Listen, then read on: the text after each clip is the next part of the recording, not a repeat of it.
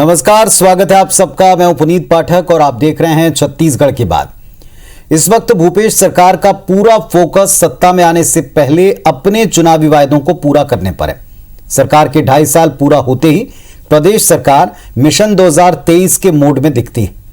मुख्यमंत्री भूपेश बघेल प्रतिदिन लगातार न केवल विभागों के कामकाज की समीक्षा कर रहे हैं, बल्कि अगले 2.5 साल के लिए तय रोडमैप पर तेजी से काम हो सके, इसको लेकर आवश्यक निर्देश दे रहे हैं। कुछ जरूरी बदलाव भी करते जा रहे हैं, सामंजस्य भी बैठा रहे हैं। इधर विपक्ष कहता है कि सरकार का हर वायदा अधूरा है, समीक्षा बैठकें एक दिखावा है। वो केवल इस बात को लेकर के इतनी कवायद कर रहे हैं ताकि जनता के बीच में बने रहें, एक खबर बनी रहे। लेकिन इसको लेकर बीजेपी सड़क पर उतरने का दावा भी करती। अब सवाल ही उठता है, क्या इस सारी कवायद से सरकार के काम में चुस्ती आ रही है? वो वायदे, वो लक्ष्य जो कांग्रेस ने तय किए हैं, वो वक्त रहते पूरे हो पाएंगे? इस पर चर्चा करेंगे। पहले एक रिपोर्ट देखें।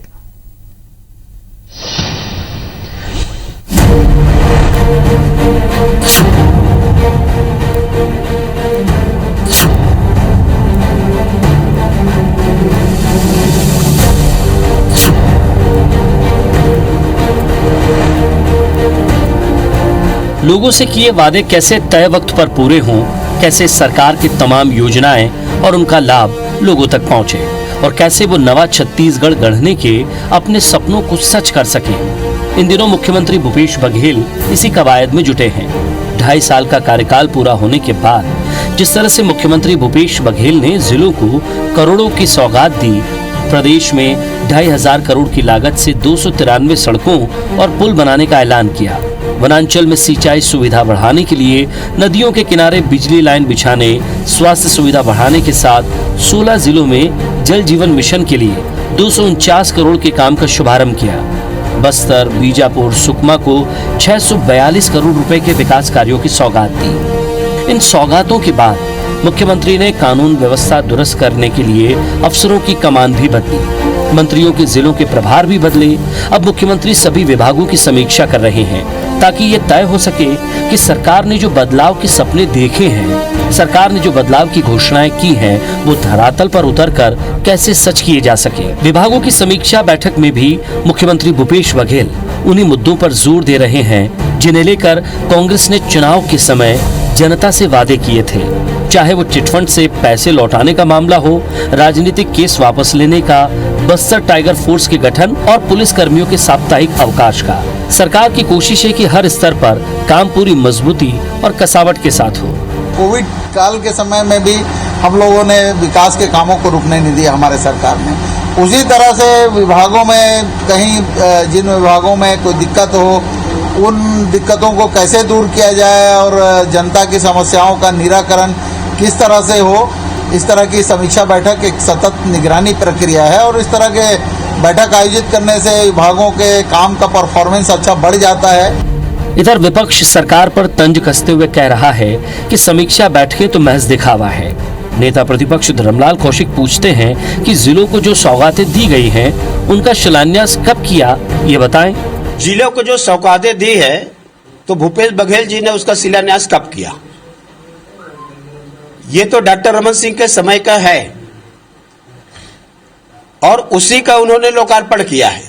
ये तो किसी जगह शिलान्यास ही नहीं किए हैं। तो मुझे ऐसा लगता है कि इनके पास में पैसा तो है नहीं काम करने के लिए, केवल पेपर में रोज कैसे छपे, इतने की समीक्षा बैठक है और उससे जनता को कोई लाभ होने वाला नहीं है। चर्चा तो ये भी है कि मंत्री और विधायक भी चुनाव के समय जनता से वादों को पूरा करने के लिए दबाव बना रहे हैं। इसलिए प्रदेश सरकार का पूरा फोकस चुनावी वादों को पूरा करने पर है। इधर भाजपा सरकार को हर वादे पर फेल बताने के लिए सड़क पर उतरने का दावा करती है। बड़ा सवाल ये है कि जनता के बीच वादा पूर्ति को लेकर क्या तस्वीर उभर रही है।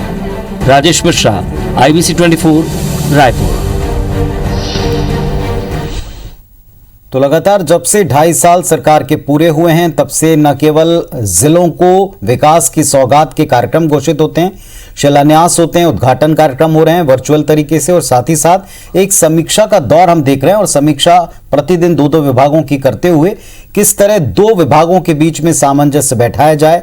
जैसे दावा यह भी है कि कई समस्याओं का निराकरण जो 2 विभागों के मध्य होता है, उस पर भी काम हो रहा है और तत्काल कई चीजों का निराकरण मिल रहा है। जाहिर तौर पर इससे जो काम विकास के दावे हैं या जो योजनाएं हैं उनको गति मिलती, लेकिन जमीन पर ये दावे कितने खरे उतरते हैं, जमीन पर इसका इंप्लीमेंटेशन कितनी अच्छी तरीके से होता है, ये जनता को लाभ देगा और इस पर भी हम चर्चा करेंगे। हमारे साथ में दोनों पक्षों के दो बहुत ही सबल, समर्थ और मुखर वक्ता हैं। डॉक्टर विनय जायसवाल साहब, कांग्रेस पार्टी के जिम्मेदार जनप्रतिनिधि विधायक महोदय, और संजय श्रीवास्तव जी, भारतीय जनता पार्टी के स्पष्ट वक्ता नेता और प्रवक्ता महोदय। बहुत बहुत स्वागत है संजय जी आपका भी। नमस्कार आप दोनों को इस मंच पर। अपनी बात आप रखें। डॉक्टर विनय जायसवाल, जब समीक्षा का दौर चला तो सरकार कहती है कि कोऑर्डिनेशन बिठाने में, आगे के रोडमैप पर तेजी से काम करने में और गति देने के लिए ये बड़े काम का है। विपक्ष कहता है ये केवल खबर में बने रहने का प्रोपेगेंडा मात्र है।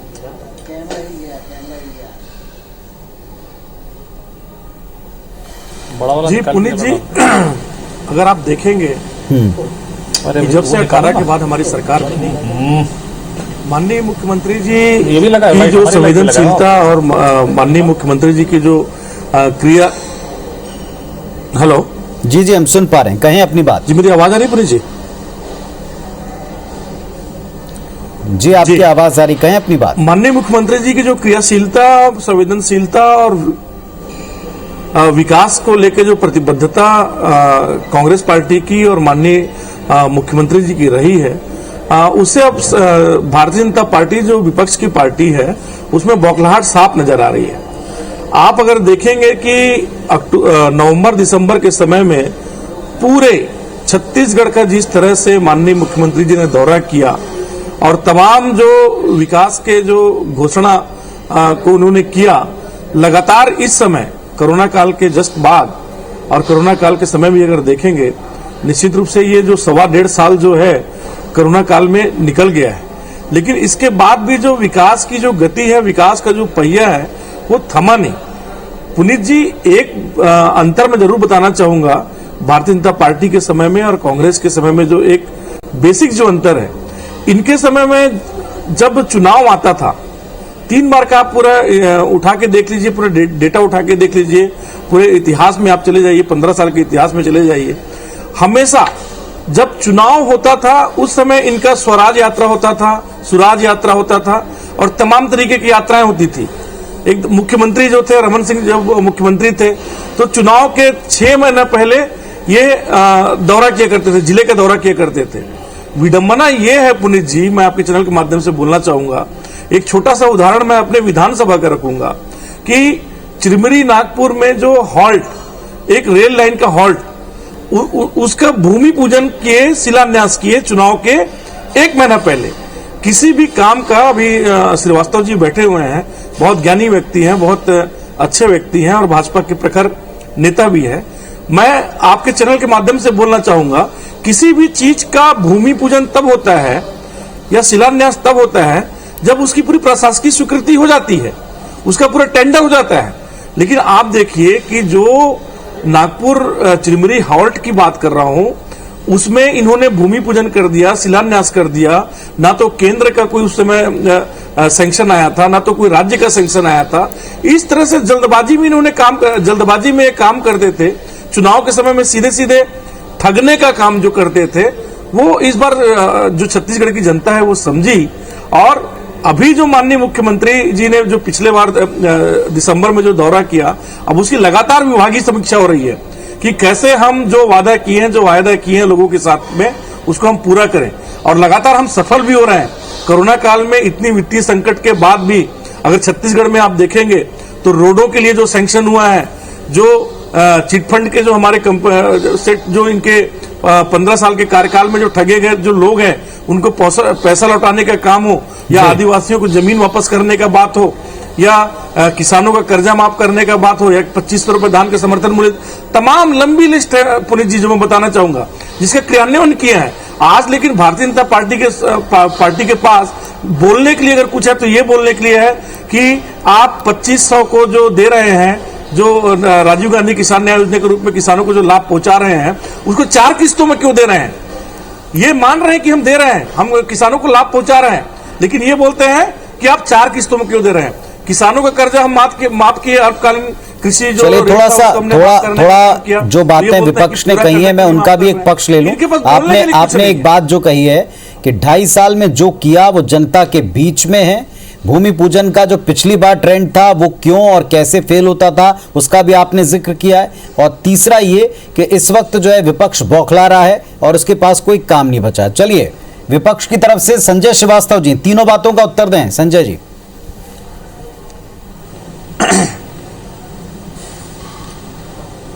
देखिए, मुझे ऐसा लगता है पुनित जी कि आज जो चर्चा हुई और जो कांग्रेस के जिम्मेदार जो नेता यहां पर बैठे हैं, जो कि विधायक हैं, डॉक्टर साहब हैं, मुझे लगता है उनको ये समझ में नहीं आ पा रहा है कि क्या मैं उपलब्धि बताऊं। उपलब्धि के नाम पर शून्यता है, इसलिए शायद अपनी बातों को नहीं रख पा रहे हैं। और जो विपक्ष में है कि डॉक्टर मन सिंह की सरकार ने 15 साल में कब भूमि पूजन होता था, क्यों होता था, कब क्या होता था, तमाम प्रकार के सवाल खड़ा करने का प्रयास कर रहे हैं। तो मुझे लगता है कि जब हम सरकार में, हम सत्ता में हैं, तो हमें तो अपनी उपलब्धि बताना चाहिए और इतनी उपलब्धि हो जाए कि विपक्ष कोई आरोप लगाए तो वो आरोप समाप्त हो जाना चाहिए। लेकिन दुर्भाग्य के साथ में आप कहना पड़ रहा है, मैं भाजपा का प्रवक्ता तो हूं, लेकिन छत्तीसगढ़ के एक नागरिक के नाते इस सरकार पर मैं सवाल खड़ा करता हूं कि 2.5 वर्ष हो रहे हैं। 2.5 वर्ष में पहली बार माननीय मुख्यमंत्री जी समीक्षा करने के लिए बैठे हैं विभिन्न विभागों की। मुझे लगता है कि 15-17 दिन इसी में निकल जाएंगे, एक समय और व्यतीत हो जाएगा। 2.5 वर्ष के बाद इनको समझ में आ रही कि हम समीक्षा करें। दरअसल घबराहट हम में नहीं है, घबराहट अब इस सरकार के अंदर में है। जब सर्वे रिपोर्ट्स और तमाम प्रकार की चीजें जब बाहर आ रही हैं कि वास्तव में ये सरकार कुछ नहीं कर रही है पिछली सरकारों की अपेक्षा, तो थोड़ा सा गंभीरता बरतकर अब समीक्षा करने का प्रयास कि वास्तव में हमारी जमीन खिसक रही है क्या, इसका प्रयास यहां पर हो रहा है। डॉक्टर रमन सिंह की सरकार के बारे में विनय जी कह रहे हैं, मैं तो यदि बखान चालू करूंगा तो 2 घंटे कम पड़ जाएंगे।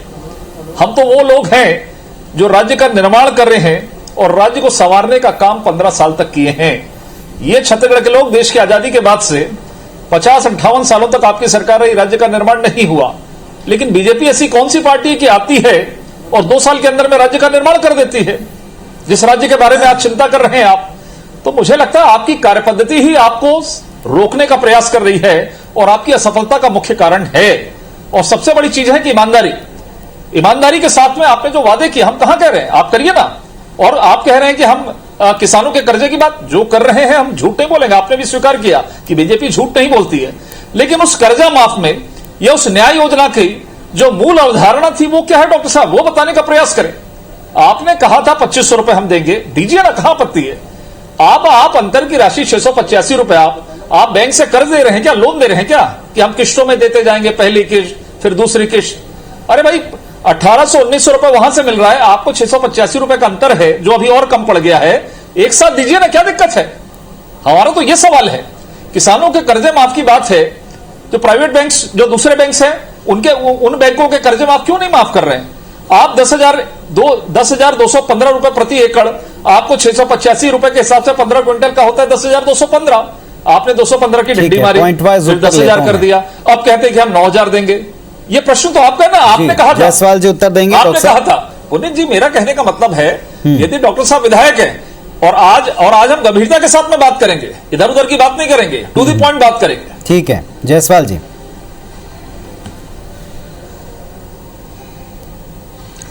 जी पुनीत जी, जैसा कि मैंने अपने वक्तव्य में इस डिबेट के शुरू में ही आपको बोला, माननीय श्रीवास्तव जी बहुत ज्ञानी व्यक्ति हैं और बहुत अच्छे मित्र भी है मेरे। अगर पूरा इनका वक्तव्य आप सुने होंगे तो इनके पास देखिए कुछ नहीं है। फिर वही बात की 4 किस्त में आप क्यों दे रहे हैं। आप प्राइवेट बैंक का कर्जा, जो सरकार 15 साल में 2 अंकों में भी जो 12 करोड़ या 15 करोड़ या 20 करोड़ की बात करें, 25 करोड़ की बात करें, किसानों का कर्जा माफ नहीं की, वो आज 10,000 करोड़ से ज्यादा कर्जा हमने माफ किया है, माननीय भूपेश बघेल की सरकार ने माफ किया है। तो आप उनके ऊपर किस तरह से प्रश्न चिन्ह लगा सकते हैं। इसके लिए नैतिक साहस होना चाहिए जी। केवल झूठ का आप गुब्बारा फुलाते जाएंगे तो कहीं ना कहीं वो गुब्बारा फूटेगा। आपने कहा था कि हम 2 बैल का जोड़ी देंगे, आदिवासी परिवार, हर आदिवासी परिवार को नौकरी देंगे। आपने क्या किया, धान का बोनस देना चाहिए था, आपने चाइना का जो मोबाइल है 1,000-1,500 रुपए का, वो बांट के रख दिया।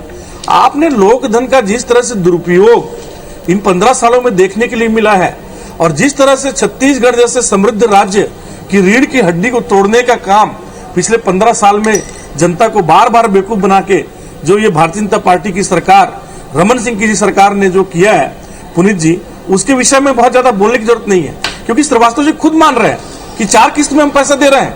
अभी बुआई का समय है, उस समय हम पैसा दे रहे हैं, जब रोपा लगाने का समय आएगा उस समय हम पैसा देंगे, जब धान के कटाई का समय आएगा उस समय, जब किसान को जरूरत होगा उस समय हम पैसा देंगे। ये तो खैर हमारे योजना की बात होगी, तब पैसा दिया जा रहा है। संजय जी, मुख्यमंत्री जी की जो बहुत ही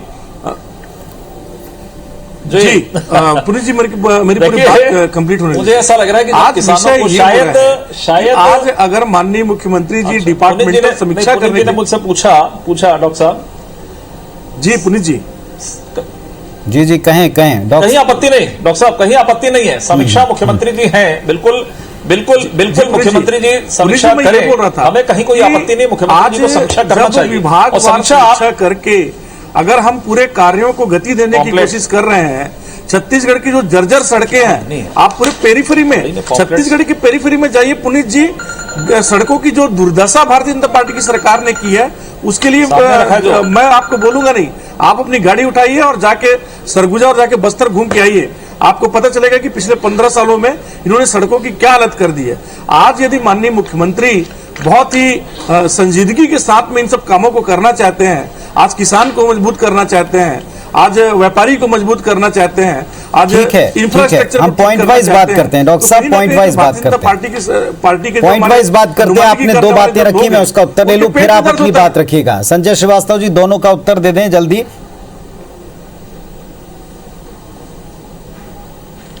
देखिए डॉक्टर साहब ने क्या पूछा मुझे तो समझ ही नहीं आ रहा, वो बोलना क्या चाह रहे हैं। कभी रमन सिंह पर आ जाते हैं, कभी अपनी कुछ कहते हैं, कभी समीक्षा की बात करते हैं, समझ ही नहीं आ रहा मुझे क्या कह रहे हैं। जरा पुनीत जी आप ही रिपीट कर दें, क्या सवाल है उनका कहना है बीजेपी के 15 साल के शासनकाल में सड़कों की क्या दुर्दशा है, क्या स्थिति है, ये आप कहीं भी निकल करके आसानी से देख सकते हैं। अब इन्हें ठीक करा रहे हैं तो बीजेपी को दिक्कत है। देखिए पुनीत जी, मैं तो अभी मुद्दों पर आया ही कहां हूं। ये तो इन्होंने जो अपनी उपलब्धि बताई उस पर मैंने सवाल खड़ा किया, उसी मुद्दे पर बातचीत की। अभी मैं कहां शराबबंदी पर आ रहा हूं। अच्छा श्रीवास्तव जी, कहां शराबबंदी पर आ रहा हूं? शराबबंदी जवाब दीजिए, क्या इसको भी डॉक्टर साहब भूल गए हैं? क्योंकि घोषणा पत्र, एक मिनट मेरी बात मैं सड़क पर भी जवाब दूंगा, मैं सड़क पर आ रहा हूं ना। नहीं ये आपके हाँ बोलिए। नहीं एक छोटा सा बात, 30 सेकंड का समय दीजिए ना। आप ये बताइए कि किसी भी कार्य बोलिए प्रशासकीय स्वीकृति जब हो जाती है और जब कोई भी हमारे जो आदरणीय नेता होते हैं उसका जब भूमि पूजन करते हैं, उसके दूसरे तीसरे दिन या 1 हफ्ते के बाद काम चालू होना चाहिए कि नहीं होना चाहिए? इसका जवाब दीजिए आप। होना चाहिए, क्यों नहीं होना चाहिए? कि चुनाव के समय में केवल भूमि पूजन कर दिए, नहीं मैं आपका जवाब दे रहा हूं, क्योंकि सुनिए नहीं सुनिए, अब थोड़ा रुक जाइए, मैं अपने विधायकों की बात कर रहा हूं। मैं तो बीजेपी का वो प्रवक्ता हूं कि चलिए एक मिनट, संजय जी विनय जी लोगों को स्पष्ट उत्तर मिलना चाहिए, आम जनता को स्पष्ट उत्तर मिलना चाहिए। आपने जो सवाल पूछा उसका उत्तर भी लूंगा और एक सवाल दोनों पक्षों से पूछूंगा। डॉक्टर जायसवाल, एक सीधा सवाल है। पहली बात तो सवालों के बदले सवाल अगर करेंगे तो जवाब किसी भी पक्ष से नहीं मिल पाएंगे, लेकिन एक सिंपल सा सीधा सा सवाल था। इस डिबेट का प्रमुख उद्देश्य कि इस मैराथन समीक्षा बैठकों से जो संगठन के लिए, सरकार के लिए, आम जनता, तीनों के लिए जरूरी है। समीक्षा नहीं करेंगे तो पता कैसे चलेगा कहां लैक है, मिल क्या रहा है, जनता को क्या हासिल हो रहा है। विपक्ष ने तो कहा कि कुछ नहीं मिल रहा, दिखावा मात्र है। आपके मुताबिक क्या मिल रहा है?